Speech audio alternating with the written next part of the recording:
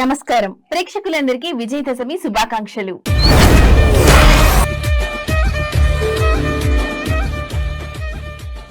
దసరా నవరాత్రులు చెడుపై మంచి సాధించిన విజయాన్ని సూచించే పండగ. ఈ 9 రోజులు దుర్గాదేవి 9 రూపాలైన నవదుర్గలను పూజిస్తారు. చివరి రోజున రావణుడిపై రాముడి విజయాన్ని, మహిషాసురుడిపై దుర్గాదేవి విజయాన్ని గుర్తు చేసుకుని దసరా పండుగను జరుపుకుంటారు. దసరా నవరాత్రి ఉత్సవాలు కొనసాగుతున్నాయి. అశ్వయుజ మాసం పాడ్యమి నుంచి 9 రోజుల పాటు దుర్గాదేవిని 9 రూపాల్లో పూజిస్తారు. 9 రూపాల్లో అమ్మవారిని ఎలా పూజించాలి? శారదీయ నవరాత్రి ఉత్సవాల్లో అమ్మవారి ప్రత్యేకత ఏంటి? దుర్గాదేవి 9 దివ్య రూపాల గురించి ఈ స్టోరీలో తెలుసుకుందాం. ఆశ్వీజ మాసంలో జరిగే శారదా నవరాత్రి ఉత్సవాల్లో దుర్గాదేవిని పూజిస్తారు. అమ్మవారిని 9 రూపాల్లో ఆవాహన చేసి పూజిస్తారు. ఇలా పూజించడం వల్ల ధైర్యం, శక్తి లభిస్తాయని పండితులు చెప్తున్నారు.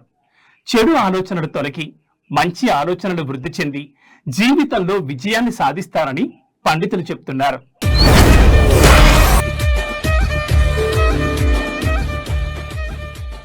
నవరాత్రి ఉత్సవాలు శైలపుత్రీదేవి ఆరాధనతో ప్రారంభమవుతాయి. అమ్మవారు హిమవంతుడు పర్వతరాజు కుమార్తె కనుక ఆమెను శైలపుత్రి అని పిలుస్తారు. తల్లి శైలపుత్రి అమ్మవారిని పూజించడం వలన భక్తులకు ఆత్మవిశ్వాసం, శాంతి, శక్తి లభిస్తాయి.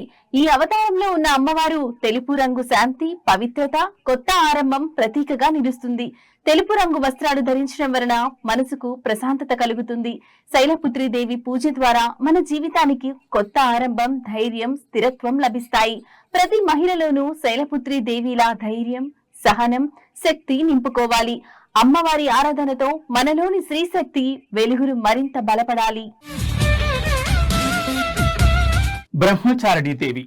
ఈ అవతారంలో దుర్గాదేవి అమ్మవారు బ్రహ్మచార్యాశ్రమంలో తోటి విద్యార్థులతో ఉండే అమ్మవారి అవతారం ఇది. క్రమశిక్షణ, ధ్యానానికి ప్రతిరూపంగా అమ్మవారిని కొలుస్తారు. తెల్లని చీర ధరించి కుడి చేతిలో జపమాల, కమండలం, ఎడమ చేతిలో కలశం ధరించి ఉంటుంది బ్రహ్మచారిణీ దేవి. బ్రహ్మ అంటే అన్నీ తెలిసింది అని అర్థం. బ్రహ్మ జ్ఞానం, బ్రహ్మ స్వరూపం. ఇలా బ్రహ్మ అంటే అన్నీ అనే అర్థాన్ని నింపుకుని అన్నీ తనలోనే నింపుకున్నదని కూడా అర్థం. చారిణి అంటే కదలడం, ఒక పనిలో నిమగ్నమవ్వడం. బ్రహ్మచారిణి అంటే బ్రహ్మచర్యంలో ఉన్నది అని అర్థం. వచనంలో అర్థమయ్యేలా చెప్పాలి అంటే పెళ్లి కాని యువతి అని అర్థం. బ్రహ్మచారిణీ దేవి బుద్ధిని, శక్తిని ప్రసాదిస్తుంది. సంతోషాన్ని, ప్రశాంతతను, సంపదను చేకూరుస్తుంది. చంద్రఘంటాదేవి. కొత్త బంధాలు, భక్తికి చిహ్నంగా ఈ అవతారం గల అమ్మవారిని పూజిస్తారు. అమ్మవారి నుదుటిపై అర్ధచంద్రుని ఆకారాన్ని ధరించడం ప్రారంభించినప్పుడు అమ్మవారిని చంద్రఘంట అని పిలుస్తారు. తాను ధైర్య సాహసాలకు ప్రాతినిధ్యం వహించే సింహాన్ని అధిరోహించింది. ఈ మాతకు 10 చేతులు ఉంటాయి. ఒక చేతిలో కమలం పువ్వు, మరో చేతిలో కమండలం, ఖడ్గం, త్రిశూలం, విల్లు, గద, బాణం, జపమాల ఉంటాయి. ఈ తల్లి రూపం వైవాహిక జీవిత ప్రారంభాన్ని సూచిస్తుంది. ఇది కొత్తగా పెళ్లైన స్త్రీ కొత్త సంబంధాలు మరియు బాధ్యతలను స్వీకరించడాన్ని సూచిస్తుంది. కూష్మాండాదేవి. కూష్మాండ అంటే కు అంటే చిన్నది, ఊష్మ అంటే శక్తి, అండ అంటే విశ్వం. అమ్మవారు తన శక్తితో ఈ విశ్వాన్ని సృష్టించింది. ఈ అవతారం మాతృత్వాన్ని సూచిస్తుంది.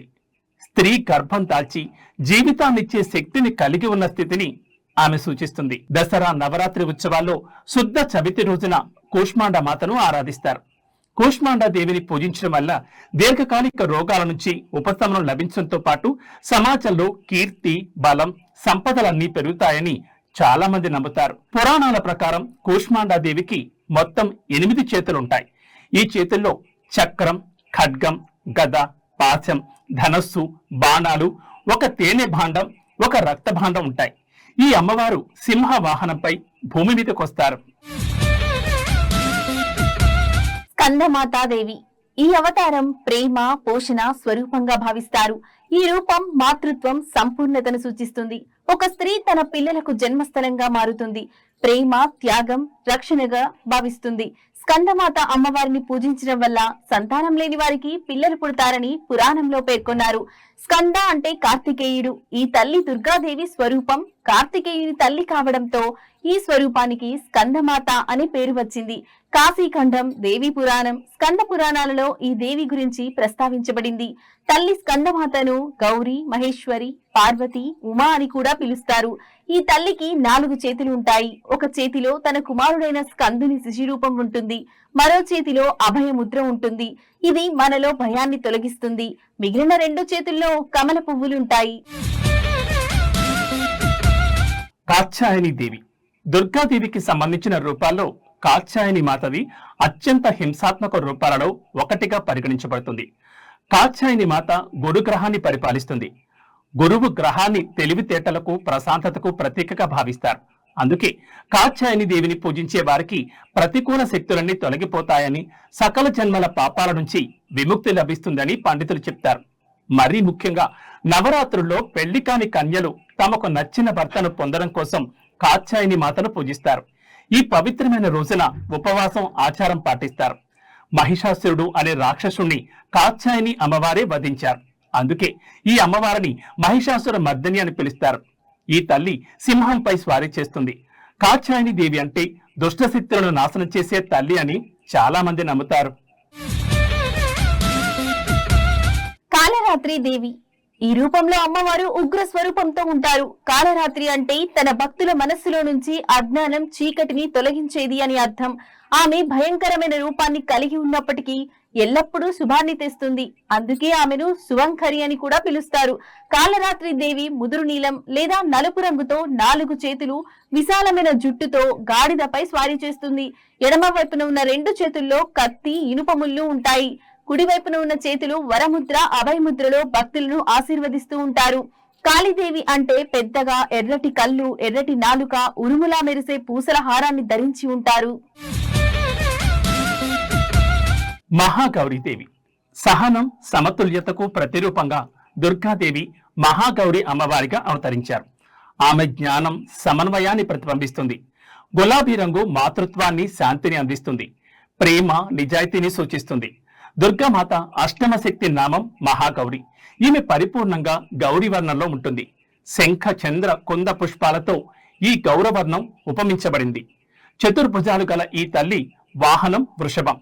కుడి భుజంలో అభయముద్రను, కుడి కింది భుజంలో త్రిశూలాన్ని ధరించి ఉంటుంది.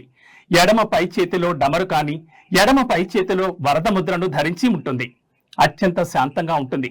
మహాగౌరీ దేవిని ఉపాసించడం వల్ల శక్తి అమోఘమైన సత్ఫలదాయని అయింది. భక్తుల కల్మషాలు, కష్టాలతో పాటు వారి పూర్వ సంచిత పాపాలు కూడా పోతాయి. మహాగౌరి సర్వవిధ శుభాలు ప్రసాదిస్తుంది. సిద్ధిదాత్రి దేవి సిద్ధులను ఇచ్చి మోక్షానికి మార్గం చూపిస్తుంది.